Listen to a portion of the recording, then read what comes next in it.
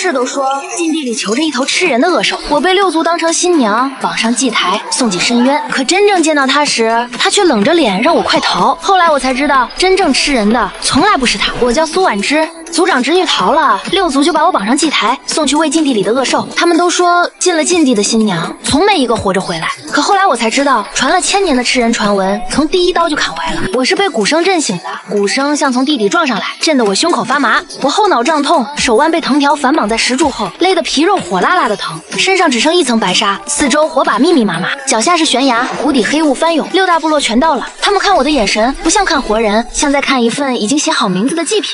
3天前，我还是狼族药炉里替人接骨配药的小药师。5岁那年，爹娘死在兽巢里，是阿婆把我捡回去养大。阿婆教我认药、煎汤、缝伤口，说我手稳，适合做药师。我原以为自己会在药炉里安稳过一辈子，可族长侄女一跑，没爹娘没靠山，还得罪过族长的我，就成了最合适的替死鬼。我到这时才明白，在六族眼里，祭品根本不是人，谁倒霉谁就该被推出来替所有人挡灾。他们把我推进黑雾时，我还不知道禁地里那头恶兽见到我第一反应不是吃我，是让我逃。我会被族长挑中，不只是因为没靠山，还因为上个月族长的小儿子打猎断了骨。我替人接好后，族长手下跑来药炉，想搬走阿婆压箱底的药材，我拦住了。我说那批药是留给东兽巢伤员的，族长儿子又不是缺胳膊少腿，普通接骨药就够。这话传回去以后，我就被记恨上了。族长的人来抓我那天，阿婆拦在门口，被2个猎手一推就摔倒，我扑过去扶他，后脑挨了一记闷棍。再醒来就是祭台，灰袍大祭司举着古杖，当众念祭文，说我苏婉之，狼族孤女，年19，以身奉寿，以血平灾。我嘴里塞着布，只能发出呜咽。念完祭文，他却忽然低头，用只有我能听见的声音说：进去后别停，一直走，走得越快，结束得越快。那不是怜悯，是提醒。我到这时才明白，他不是不知道里面怎么死人，他是知道的太清楚了。祭文一落，壮汉把我拖向石径，阿婆扑上来哭喊，说我才19，说多少人的命都是我从药炉里救回来的。可火把照着一张张脸，没有一个人敢替我说话。我顶开口中的布，冲阿婆笑了一下，别哭了，你养我14年，我早赚翻了。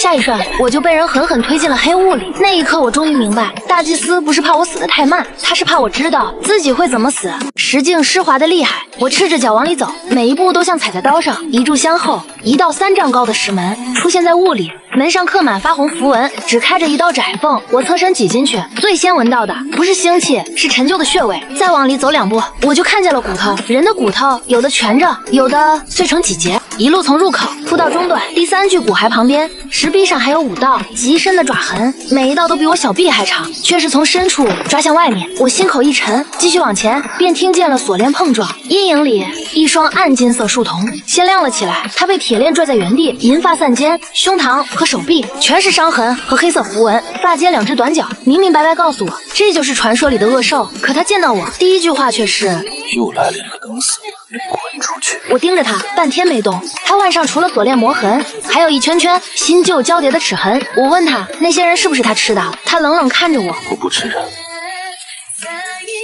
我只是需要血，而那血一直是我自己的。我站在原地半天没说出话。六族口口相传的恶兽见到我的第一反应不是扑上来撕碎我，是赶我快滚。这反常本身就已经比骨头更吓人。传了1000年的恶兽传闻到这里第一刀就被砍歪了，我没滚，反而顺着岩缝找到了泉水和药草。矿生台、冰破菇捣成一团绿糊后，我端着走到他3步外。你手腕发炎了，我是药师。他盯着那团药像在看一碗毒，可还没等他再赶我，身上黑红符文就猛地亮了起来，呼吸一乱，锁链当场炸响。他朝前扑来，又被铁链生生扯回，整个人都在发抖，不是想伤我，是在拼命压住自己。下一瞬，他的身形开始膨胀，好震的穹顶落尘，我怕得手脚发麻，可怕到头了，反而只剩一个念头，我冲上去，把药壶直接拍上他万间伤口，滋啦一声，药性瞬间冒出黑烟，像被什么东西一口吞掉。那股力量顺着我指尖直钻进手背，我被狠狠震飞，撞上石柱，眼前一黑。等我抬起手，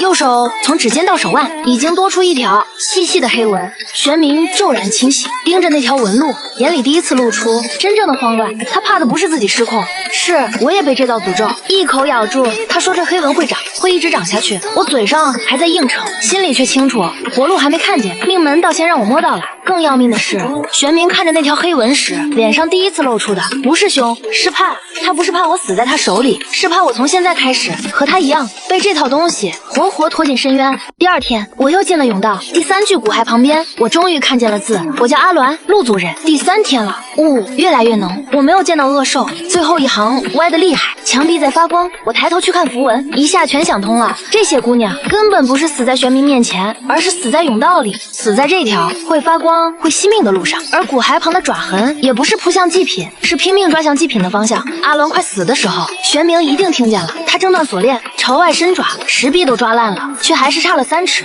我蹲在那几道爪痕前，鼻子一阵阵发酸。回到中心地带后，我盯着玄冥看了很久。甬道里的爪痕是你的，你想救他们，可你够不到。玄冥沉默很久，最后只说了3个字，差3尺。那3个字一落下，我后背都在发凉。1200年，12个姑娘，她每次都只差3尺，不是不想救，是怎么都够不到。这3尺一下就把她从传闻里的恶兽砸回了一个被困在锁链里的人。我拿湿布缠上10条，隔着3步替他擦伤口。他没再躲，也没再赶我，像是默认了。至少这一回，有人终于听懂了那些爪痕在说什么。我到这时才明白，所谓恶兽不过是一个一次次差3尺，一次次救不到人的人。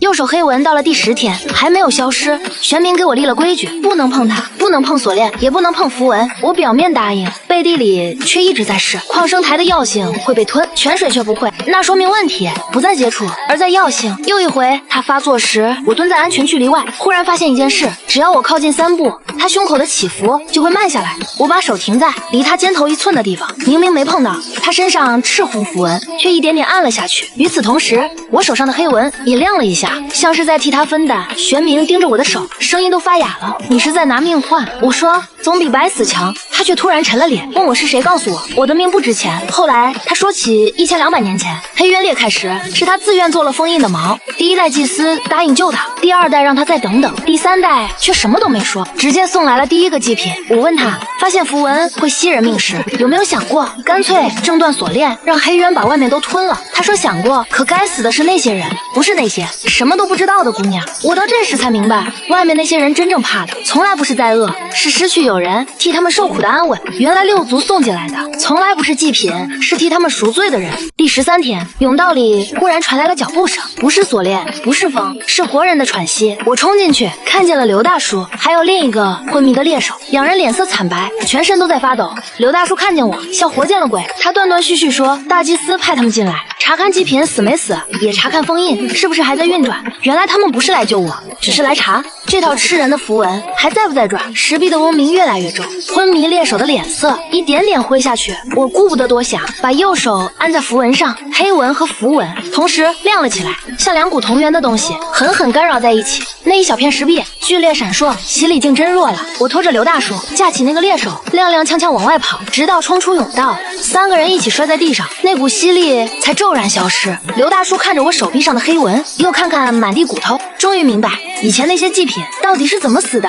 他跪下去的时候不是认错，是终于看见以前那些姑娘到底怎么死的。苏婉之，对不起，我没骂她，只把阿婆的藤条塞进她手里，让她把真相带出去。那一跪碎的不是面子，是他们自欺欺人的百年传闻。等她挤出石门以后，我一回头才发现玄冥一直站在锁链尽头，闭着眼把这一切全都听见了。血月一天天圆起来，第15天，玄冥发作了整整半个时辰，黑纹也一路爬到了我的小臂。第17天，我在禁地深处摸到一道被碎石遮住的暗缝，里面藏着一间石室，石壁上全是古兽式文字。黑渊无法消灭，只能封，封印需要锚锁燃。可真正让我发抖的不是这些术语，而是后面那段话。原始设计里根本不需要人祭，6族每年各出1名修行者到石门前做一次筑灵仪，半日即可，不需要新娘，也不需要任何人去死。可后半段石壁却被人凿掉了。我顺着裂缝从暗格里抠出一卷竹简，那是历代大祭司的笔记，第3代留下的话，冷得像在算账。不是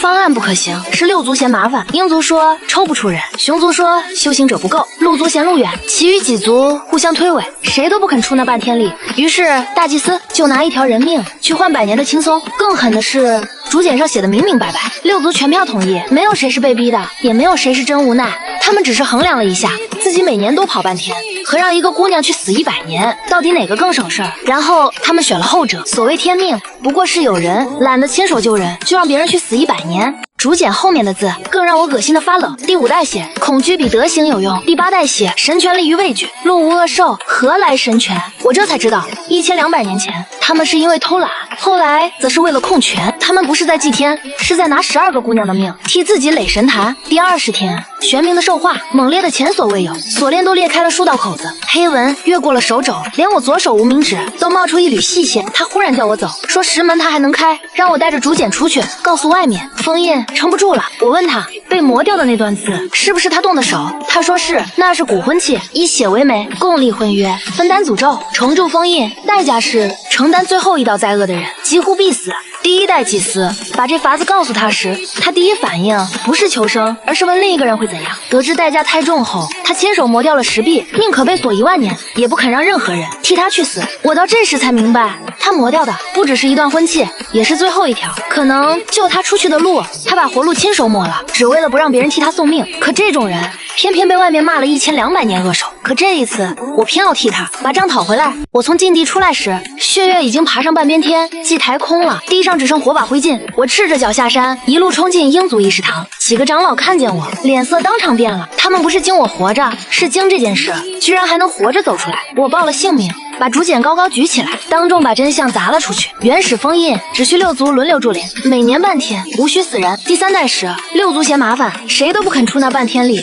于是大祭司就拿1条人命踢掉100年的责任。这时刘大叔也到了，他当众作证，说甬道里的符文会吸命，说那些祭品根本不是被恶兽吃掉的，而是被发光石壁活活吸干。满堂的人脸色一个比一个白，他们终于知道那些祭品不是被吃了，是被他们亲手送进去，被符文活活吸死的。阿双也跑来找我，说阿鸾是他外婆的姐姐，他们一家一直以为阿鸾是被恶兽吃了。我告诉他不是。阿双红着眼把一包冰破菇塞进我怀里，求我活着回来。我把水和干粮揣好，转身就走。玄冥一个人在禁地里等了1200年，外面这些人也终于该知道，真正该跪的从来不是他。他们嘴里喊了1000年的天命，到头来不过是一层遮羞的皮。回去的路比出来时更难走10倍，浓雾灼热，石径烫脚，我每走一步都像踩在火炭上。等我赶到石门前，它已经快要闭合，我侧身挤进去，甬道里的符文全都亮成了赤红色，一道一道像烧红的铁丝嵌在石壁里。阿鸾当年刻下的，墙壁在发光，如今就在我眼前。我的血气被飞快抽走，皮肤从里到外发冷，我只能跑到鞋底磨穿，跑到膝盖一软，整个人扑倒在石地上，手掌烫起水泡，膝盖被碎石磨破。我终于明白阿鸾是怎么死的，前面那12个姑娘又是怎么死的。她们全倒在这条路上，连玄冥的脸都没见到，可我不能停。我咬着牙往前爬，一路拖出长长血痕，直到越过甬道最后一步，才滚进中心地带。我抬头时，玄冥已经不是人形了，锁链断了3根，银白兽尾炸开，双脚完全长出，眼里全是猩红。身后的黑渊石门裂出了缝，暗红液体往外渗，冒着黑烟。可当我喊他名字，一步步走近时，他竟还是在疯狂里，硬生生停了一下。猩红兽瞳里浮出一点暗金，他从齿缝里挤出几个碎字：别过来，婚契会杀了你。可就算疯到只剩本能，他第一反应还是不学。我靠近，可那几个字已经足够了。到了最后一刻，他还在替我挡他自己。我继续往前，他的尾巴横扫过来，擦着我肩膀，撕开衣袖，血一下涌了出来。真正让我停住的却不是疼，而是地上那道新裂口。就在我和他之间，石地被他用爪子生生抓开了一道深缝，3尺宽，不是抓向外面，而是抓向自己脚下。他哪怕疯了，潜意识里也还在阻止自己越过这条线。1200年，12次差3尺，他每一次都把自己死死拦在这3尺后面。我低头看了一眼，抬脚就踩了过去，伸手碰上他还未彻底松开的锁链，整条黑纹从指尖亮到肩头，像终于找到了回路。我走完最后2步，站到他面前，双手捧住他滚烫的脸，额头贴上他的额头，猩红兽瞳正对着我的眼睛，却没有咬下来。脚踝上的兽骨坠子在那一刻无声碎裂。我把右手按上去，让黑纹灌进婚契。我不是来替你死的，我也不是来当祭品，我是来带你回家的。那一刻，他眼里的猩红都像被这句话硬生生压住了一瞬。锁链在我身后狂响，石壁上的符文一条接一条亮起，整座禁地都像被人攥住了喉咙。1200年，12次差3尺。可这一次，我替他把最后那3池走完了。婚期一开，诅咒便像洪水一样往我身上灌。可我不是在硬扛，是在引流，像给发热病人导毒，把最烫的病气从心口引到四肢，再一点点逼出体外。玄冥体内的诅咒一层层剥落，锁链一根根崩断，最后那道灾厄却直直朝我冲了过来。黑纹在我骨头里燃烧，从肩头一路退回指尖。我没有躲，反而顺着它的走向一点点去引。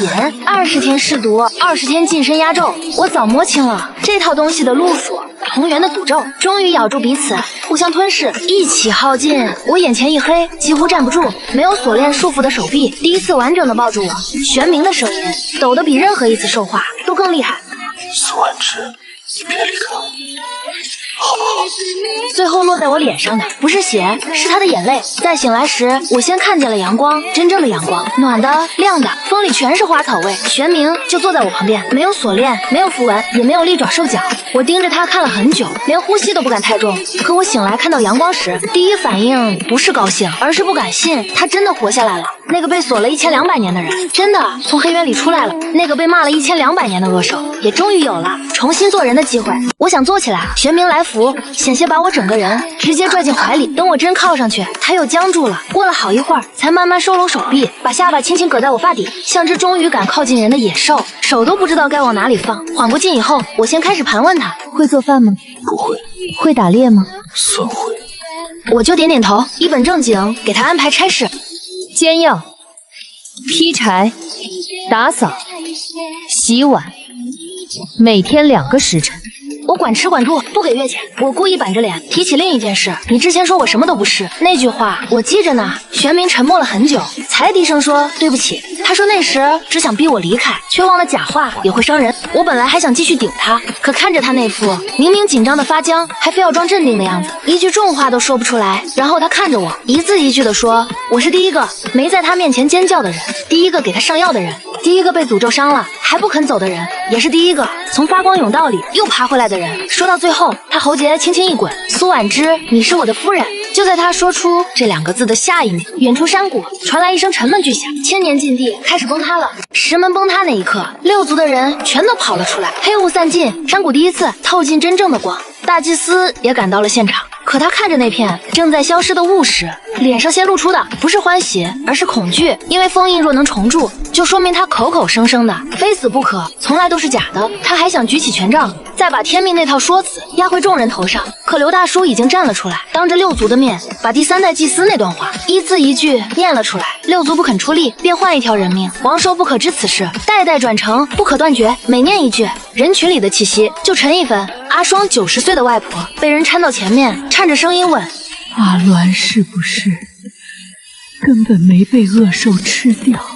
一个熊族老妇抱着怀里的孙女，说自己娘亲也是几百年前的祭品。那些被天命埋了1200年的名字，终于一个一个被重新喊了回来。有人喊娘亲，有人喊姐姐，还有人连名字都不知道，只记得家里曾经少过一个新娘。人群里不是安静，是一阵压着嗓子的抽泣声。羞惭、失语，站不住。那些本该早一点来的反应，终于都到了。大祭司张了张嘴，却一个字都压不住人心。他一辈子靠天命压人，可真相一出来，天命2个字先把他自己压塌了。你们压了1200年的旧账，终于回来找你们算了。最先走出去的是春婶，她就是当年女儿高烧时靠我退热的那个春婶。献祭那天，她低着头没敢看我，现在她一步一步走到大祭司面前，抬手就把她脸上的图腾狠狠擦开一道颜料糊满掌心，底下露出来的不过是一张苍白衰老的人脸，不是神使，从来都不是。大祭司被逼得后退，身后就是那道主持了无数场献祭的悬崖，权杖从他手里滑落，砸在地上，再没有人去捡。